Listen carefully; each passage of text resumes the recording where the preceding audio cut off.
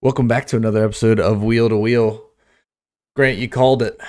You've had the I official called it. perfect call, top three for the entire race. You said, I think it was like Monday or Tuesday when we recorded, you literally said Max Verstappen's winning the Japanese Grand Prix, and sure enough, he did. How you feeling? Yeah. Good about the prediction, about the results.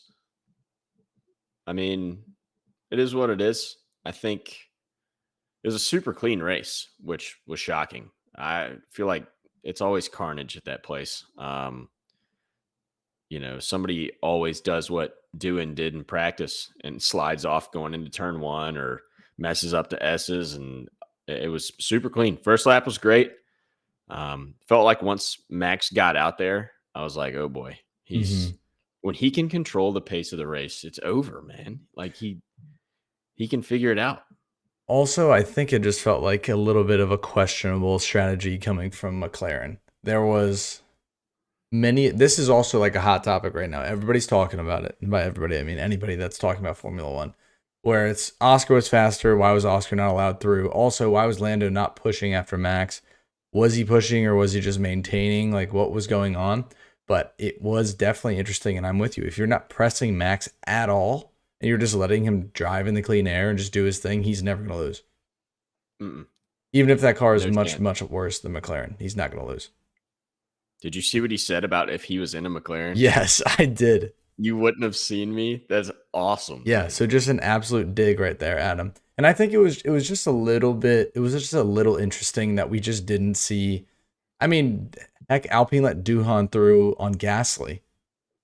It's like Yeah. where's McLaren just to be like, hey, let Oscar give it a try. If Oscar starts tracking him down, that's great. If he doesn't give back the position, call today. Mm-hmm. I mean, there's just like a couple things that could have been done. Despite that, takeaways, Charles Leclerc got a P4 finish, which is pretty good for Ferrari now that Yeah, they're we'll top of the take that. midfield. You know, I know Ferrari's deep in that midfield battle, so it's just really good for. I'm just messing with you. But no, it really is a good finish for Charles. I mean, Lewis backed up in seventh for going team by team, which is not a great finish. Nah.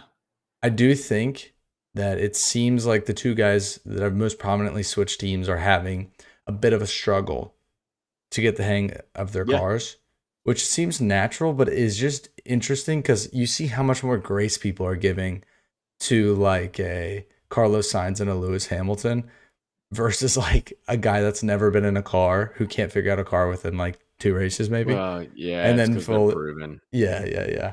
Obviously they're proven, but I'm just saying it is funny how it's like, oh, they will figure out. It's okay. Like obviously they Yeah. they should figure it out, but it's like they also could not figure it out.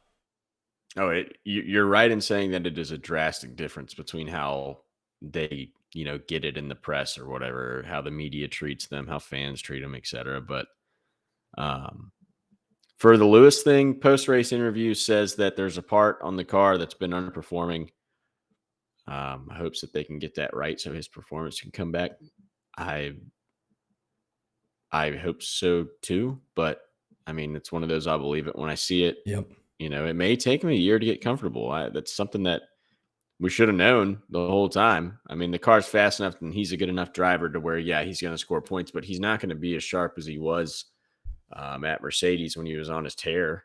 Like, there's no way. That takes time. And Um, I do think Ferrari's probably most excited for him to be in next year's car. yeah, certainly. So, I mean, you have to be feeling good about next year. I don't really know anything about Ferrari's power unit, but I mean, having Lewis Hamilton back in a smaller car, you're just probably stoked out of your mind. So, Yeah. we're not talking about next year though, as much as I would like No. to. Um, Speaking of newcomers this year and new things, Mercedes not doing a 3-4 like they've been doing, what seems like they've been doing, just keeping it up there, but they're 5-6. Solid points. Again, 18 points for the team. They're just kind of Mm-hmm. hovering right in that spot of where they're going to be in striking distance. Sneaky constructors potentially if say there's a McLaren crash or one For person sure. doesn't finish in the points. Kimi Antonelli is driving unbelievably well for a rookie still. Yep. Toto's hype has all paid off, which I was extremely doubtful of. Not because of anything of Kimmy, but it just kind of felt like Toto was like, "Oh my gosh, this guy has to work, or we're just so screwed." And it's like seemingly working amazing. So it's kind of awesome to Yeah. see. And I know you love Kimmy. You've been on the Kimmy train. Yeah, dude, I love Tim. I'm glad he's doing well. Like we were saying before we started this, I mean, fastest lap. Like, dude's been going. Um, he's that guy for Did the you like? time being. He's not like Oscar or Lando, but he doesn't have the car that performs like that. But he is showing promise, and he's been productive in his few times out. Did you see his radio message where they're like, "Kimmy, like you're doing great. You're moving fast." He's like, "I'm giving it all I got." He was like, I'm giving it freaking everything, yeah, mate. literally. So like he's just like I don't know. He just seemingly has like the right attitude. It's just fun to like see him drive, and also he's extremely talented. And I don't know. There's just something about that pairing too, where they're like kind of memeable in a way, but I don't know. I think they're just both likable people. People hate George though, so I take that Yeah, back. I like George, you're so I right. think they're both likable people. But yeah, dude, they're in a good spot. I think if Mercedes gets a couple upgrades and just kind of get some good packages later down the road, like second half of the season, they could just slowly sneak their way into it, similar to how Ferrari did last year. I just feel like Yeah, that could happen, and that'd be that so is the so path awesome. they're on. Like if their upgrades come in and they're good and they don't, miss a beat, they're going to do exactly what you just said. They're going to be like Ferrari towards the end of last year. They're going to climb. Their performance is going to get better and better as those dudes get more comfortable in that car, and they will be a force to be reckoned with by the end of the season. Yeah. Okay, and now moving on to the next team that pops up in the rankings of finishes. Yeah, so shout out Isaac Hadjar. We talked about it on our predictions that this was technically a battle to see who's the leader of the V Carb team. It was between Hadjar and Lawson, and Yep, seemingly it was Hadjar's by a mile. he Hadjar won. finished Yeah, P8 and Lawson finished P17. good points. So, I mean, Good points. very good points, very good race, qualified extremely well, even despite his nuts being absolutely obliterated by his seatbelt. Yeah, Because he that was is, in trouble. we would all be in trouble, bro. I mean, imagine getting your nuts stapled to a seatbelt, bro. That's what happened to And then you're him. clocking G's around the And he's turns. supposed to go drive. Oh, Yeah, yeah, exactly. no way, Dude bro. was miserable. Yeah, so that was him, but in the race, obviously he didn't have that problem. But yeah, it's gonna be interesting. V carb. I mean, I think Hadjar's a lot faster than Lawson. He's just shown his actual speed. First off, I was a huge, not hater, but huge doubter on Hadjar. Speaking of another driver that's scoring ports regularly for another team, the most special team, Williams Racing.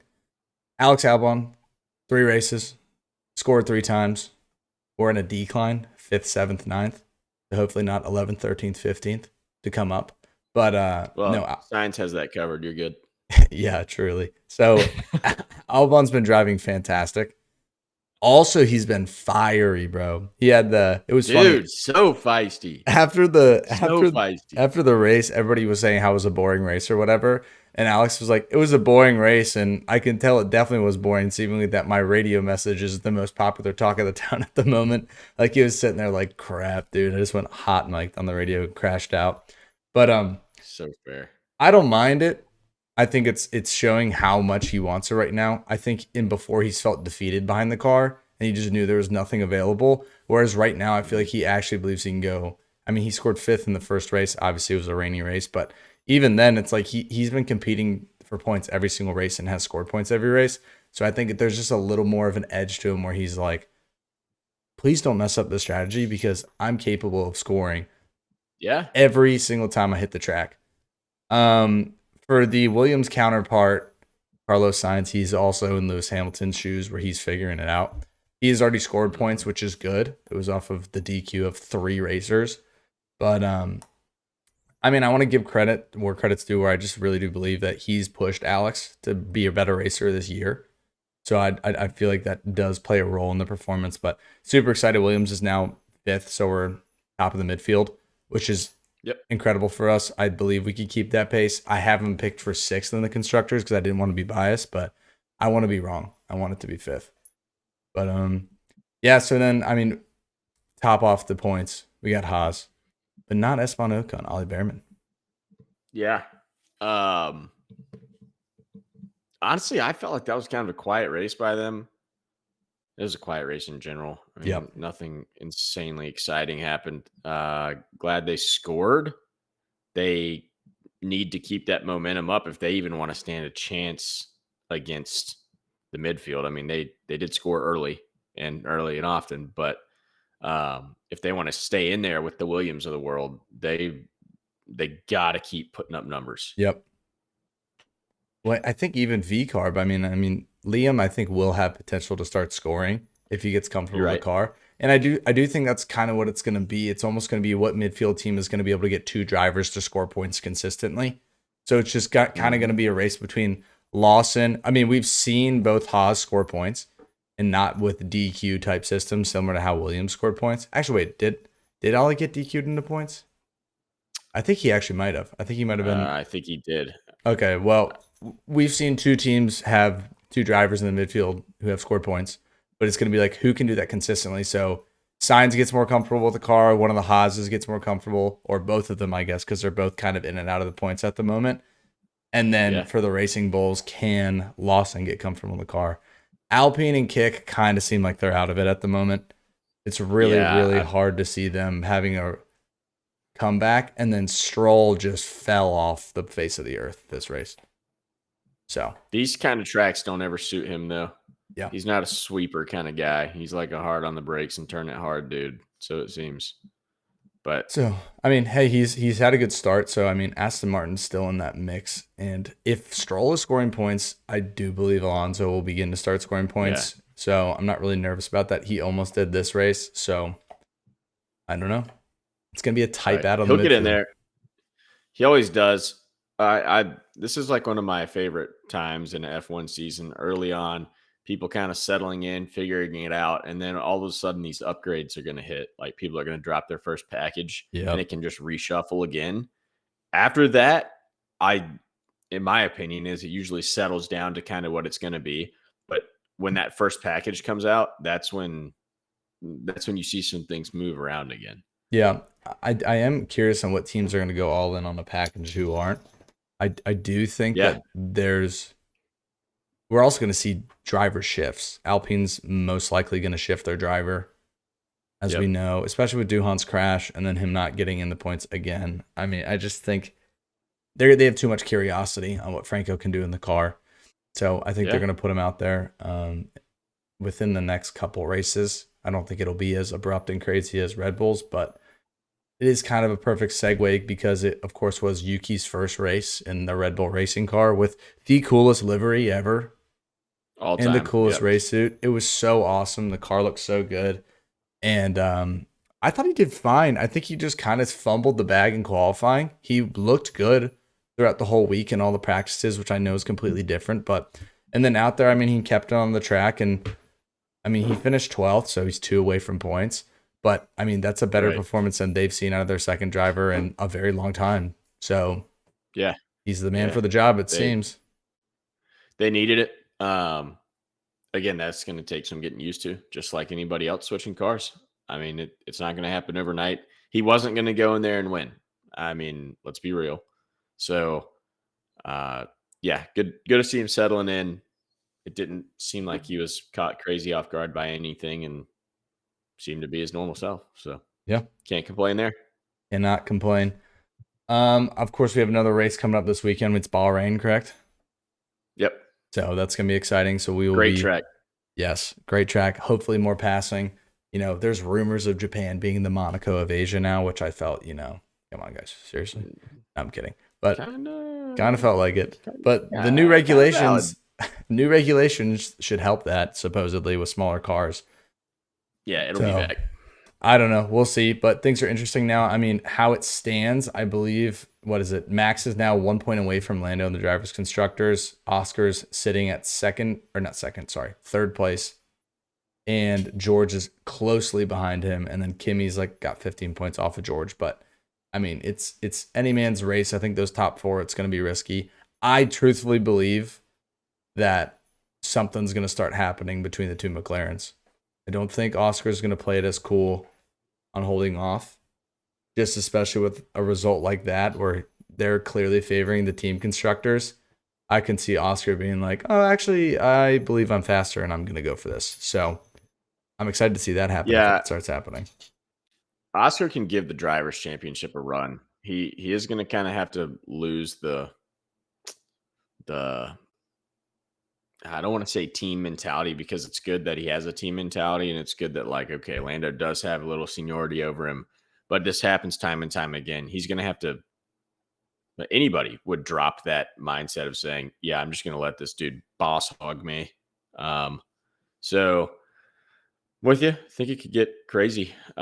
Constructors wise, though, yeah, I mean you've got your teams that are good and you've got your midfielders. I think we already have that one figured out. But Yeah. And um, McLaren's if up. Sorry, go. I'm just saying, if Red Bull can get Yuki scoring points, they're right back in this thing. Because I mean, somebody's going to DNF somewhere. Like, hopefully, the Ferrari's already got that crap out of the way. I mean, good grief, No someone's going to DNFs. crash. Ferrari has not DNF. Well, not DNF, but I know. DQ'd. I'm But just kidding, dude. that I mean, it's probably next week. Oh, Chucky LeGreg is going to get a tire in the sidewall and just be roasted on lap one. Ugh, So hopefully not. But I mean, it's hard to tell. it is hard to tell. And I feel like constructors right now for team, I mean, McLaren's 111, Mercedes is 75 behind them. But as we said, that's like one driver not finishing a race could really Yeah, affect you're that. back And in. then Red Bull has 61 points and Max has all of them. So it's like, it's crazy. If you had a driver even remotely close to Max's caliber, you're scoring a lot of points. So let's see if Yuki can get that up. And the Ferrari's 35 and then Williams is 19. I mean, dude, you got to watch out. I mean, Williams is coming for a Ferrari, bro. Thank God we got double points, bro. That would have been awful. Yeah, that would have been bad. But I mean, it's pretty exciting. Like the top five is just it's kind of what we thought it was gonna be. At least no, I thought Ferrari was gonna be kind of close with McLaren. I thought it was gonna Yeah, I did. start how it ended last season, and it didn't. Not at all. So yeah, so it's gonna be exciting to see everything roll out. Obviously, we'll be giving predictions and race results from Bahrain, and we'll be Yep. excited to discuss that further. Thanks for tuning in for another episode. Grant, any last words? Peace. Just Oh, peace. no, thanks for tuning in. And Peace. yeah, thanks for tuning in and peace. That's all I got. See you guys.